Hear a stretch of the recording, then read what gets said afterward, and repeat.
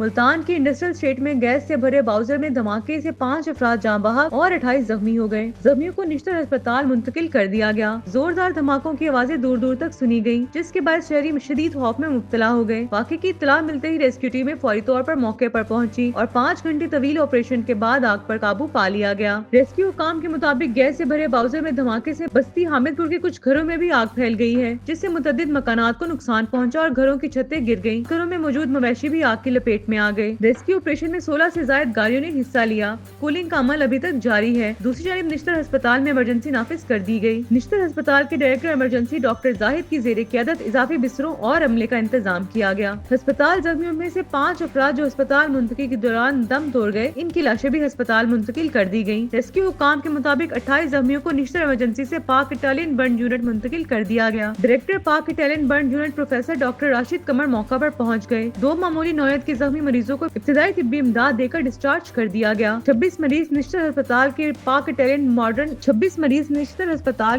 Italian modern burn unit میں زیر علاج ہیں، جن میں 14 خواتین، 3 بچے اور 9 مرد شامل ہیں۔ ریسکیو حکام نے کہا اموات میں زیادہ اضافے کا خدشہ ہے۔ مقامی انتظامیہ کے مطابق علاقے میں بجلی کی سپلائی اور گیس کی فراہمی بند کر دی گئی، جبکہ ملتان مظفر گڑھ روڈ کو اب ٹریفک کے لیے کھول دیا گیا ہے۔